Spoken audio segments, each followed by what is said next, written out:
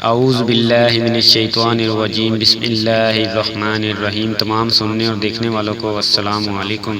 دوستو، آج میں آپ کے سامنے حاضر ہوا ہوں ایک نئی ویڈیو کے ساتھ، معجزہ حضرت امام موسیٰ کاظم علیہ السلام کا، کہ آپ کے معجزے کی وجہ سے ایک غریب انسان کیسے بادشاہ کی شرط پوری کرتا ہے، اور کیسے شہزادی سے شادی کرتا ہے، اور کیسے شہزادی آپ پر ایمان لے آتی ہے۔ یہ جاننے کے لیے ویڈیو کو شروع سے لے کر اینڈ تک ضرور دیکھیں کہ آپ کو پوری ویڈیو کی سمجھ آ جائے۔ اور ایک گزارش بھی ہے کہ جو لوگ چینل پر نئے ہیں وہ چینل کو ضرور سبسکرائب کر لیں، اور ساتھ ہی بیل آئیکن پر بھی کلک کر لیں تاکہ آنے والی مزید نئی ویڈیو آپ تک بآسانی پہنچتی رہے۔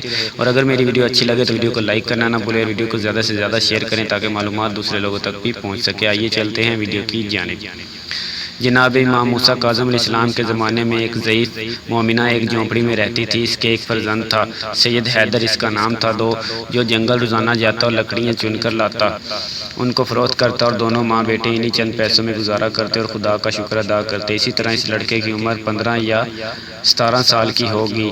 اتفاق سے ایک دن سید حیدر بادشاہ وقت کے محل کی طرف سے گزر رہا تھا کہ بادشاہ کی لڑکی جو نہایت ہی خوبصورت تھی، یہ سید حیدر کی نظر اس پر پڑ گئی۔ اس نے فوراً اپنی نگاہیں نیچی کر لی، مگر دل میں کہنے لگا، میں ایک غریب مزدور ہوں، بھلا اس لڑکی سے میری شادی کس طرح ہو سکتی ہے؟ بادشاہ ہرگز اس کی شادی میرے ساتھ کرنا پسند نہ کرے گا۔ یہی سوچتا ہوا گھر آیا، اور گھر آتے ہی چارپائی پر لیٹ گیا۔ نہ کھانا کھایا، نہ اپنی والدہ سے بات کی۔ والدہ کو سید حیدر کی طرف سے فکر و غمگیر ہوئی اور کہنے لگی کہ بیٹا، آج خلاف عادت تم کیوں خاموش ہو؟ نہ کھانا کھایا اور نہ بات کی، کیا کچھ طبیعت ناساز ہے یا کوئی رنج ہے؟ بہت اصرار کے بعد سید حیدر نے کہا کہ آج میں بادشاہ کے محل کے پاس سے گزر رہا تھا کہ بادشاہ کے محل کے بالا خانے پر بادشاہ کی لڑکی کھڑی تھی جو نہایت خوبصورت ہے۔ اگر میں اس سے شادی کرنا چاہوں تو بادشاہ ہرگز میرے ساتھ اس کی شادی نہ کرے گا۔ یہ بات سن کر اس کی والدہ نے تسلی دی اور کہا کہ گھبراؤ نہیں، کھانا کھاؤ اور پھر چلو۔ جناب امام موسیٰ کاظم علیہ السلام ہمارے ساتھ میں امام ہیں، ان کو تمام ذکر سنائیں گے، اگر قسمت میں ہے تو ان کی مدد سے آسان ہو جائے گا۔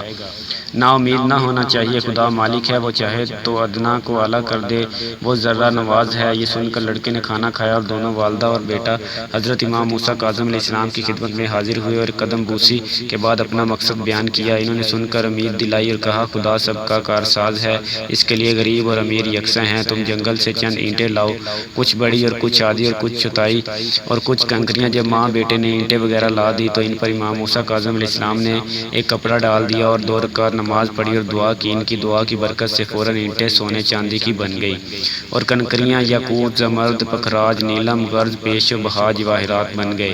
پھر لڑکے سے کہا کہ تم بادشاہ کے پاس جا کر اپنا مدعا بیان کرو۔ چنانچہ سید حیدر بحکم امام بادشاہ کے پاس گیا۔ اس کے داہنے بائیں 2 وزیر بیٹھے تھے۔ بادشاہ نے دیکھ کر کہا کہ یہ کون آ رہا ہے، اس کو نکالو۔ دائیں جانب کے وزیر نے کہا، آنے دو، کوئی حرج نہیں، معلوم ہونا چاہیے کہ کس مقصد سے آ رہا ہے۔ بائیں جانب والے وزیر نے بادشاہ کے کہنے کے مطابق اس کو روکا، لیکن دوسرے وزیر کے سمجھانے پر اس کو بادشاہ کی ملاقات کی اجازت مل گئی۔ تو وزیر نے پوچھا، کیا کہنا چاہتے ہو، بیان کرو۔ تب اس نے اپنا مقصد بیان کیا۔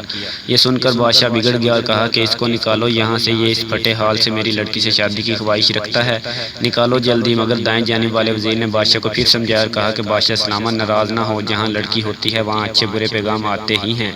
آپ اس کو دھکے دے کر نہ نکالیں، بلکہ کچھ شرائط لگائے دیتے ہیں، ان سے شرائط پوری ہوگی نہ دوبارہ آئے گا۔ بادشاہ یہ سن کر خاموش ہو گیا۔ وزیر نے کہا، میاں لڑکے، سونے چاندی کی جتنی بھی اینٹیں لا سکتے ہو لے آؤ، اور جواہرات بھی لاؤ۔ اگر تم نے یہ چیزیں حاضر کر دی تو تم کو اپنی فرزندی میں لینا منظور کر لیا جائے گا۔ یہ سن کر سید حیدر اپنے گھر آیا اور والدہ کو لے کر حضرت امام موسیٰ کاظم علیہ السلام کی خدمت میں حاضر ہوا، اور تمام و کمال جو کچھ بھی اس کے ساتھ بادشاہ کے یہاں گزرا تھا بیان کر دیا۔ حضرت نے فرمایا، اچھا، یہ کل رقم سونے چاندی کی اینٹیں اور تمام جواہرات لے کر بادشاہ کے پاس جاؤ۔ جب دوسرا دن ہوا تو تمام اینٹیں اور جواہرات لے کر بادشاہ کے دربار میں گیا اور بادشاہ کے سامنے رکھ دیا۔ وزیروں نے اخوان پوش اٹھا کر دیکھا تو ان سونے چاندی کی اینٹوں اور جواہرات سے تمام دربار جگمگا اٹھا۔ یہ دیکھ کر بادشاہ دنگ رہ گیا اور دل میں سوچنے لگا کہ یہ چیزیں تو میرے خزانے میں بھی نہیں ہیں۔ اس قدر بوسیدہ لباس والا لڑکا اور ایسے بیش بہا جواہرات اور سونا چاندی کہاں سے لے کر آیا ہے؟ لیکن پھر بھی اپنی دانست میں بادشاہ نے نہایت غور و فکر کے بعد حکم دیا کہ یہ سب کچھ خزانے میں پہنچا دو اور لڑکے کو دربار سے نکال دو۔ پھر وزیر نے اس کو سمجھایا اور کہا کہ آپ ایسا نہ کریں، جب اتنا مال جواہرات ہماری شرط کے مطابق لے آیا ہے تو اس کے گھر بھی کچھ نہ کچھ تو ضرور ہوگا، ایسا لڑکا آپ کو نہ ملے گا، خدا کے نام پر منظور کر لیں۔ چنانچہ وزیر کے سمجھانے سے بادشاہ کی سمجھ میں آ گیا اور اس نے شادی کا اقرار کر لیا۔ سید حیدر دربار سے خوش رخصت ہوا اور حضرت امام موسیٰ کاظم علیہ السلام کے حضور میں حاضر ہو کر یہ تمام و کمال ماجرا بیان کیا۔ آپ نے فرمایا کہ جاؤ، اب تمہارے ساتھ شادی ہو جائے گی، اب جا کر دن تاریخ مقرر کرو اور شادی کر لو۔ بالآخر نتیجہ یہ ہوا کہ بادشاہ نے اپنی خوبصورت لڑکی کی شادی سید حیدر کے ساتھ کر دی۔ جہیز میں بہت کچھ زر و زیورات اور ساز و سامان اپنی بیٹی کو دیا، لیکن سید حیدر نے اپنی دلہن کو اسی جھونپڑی میں لا کر اتار دیا۔ لڑکی جھونپڑی کو دیکھ کر بہت حیران و پریشان اور رنجیدہ ہوئی۔ اس نے دیکھا کہ سوائے میرے سامان کے اس جھونپڑی میں کچھ بھی نہیں ہے، یہ کیا ماجرا ہے؟ کچھ دیر سوچتی رہی، پھر لڑکے سے کہنے لگی کہ یہ کیا بات ہے کہ تم نے مجھے اس جھونپڑی میں لا کر اتارا اور آپ کے گھر میں تو کچھ بھی نہیں ہے؟ کل جب میرے عزیز اقارب مجھے لینے کے لیے آئیں گے تو وہ کیا کہیں گے؟ لڑکے نے جواب دیا، پریشان نہ ہو، انشاءاللہ صبح کو سب کچھ ہو جائے گا، مسلط وقت کی وجہ سے یہاں اتارا ہے۔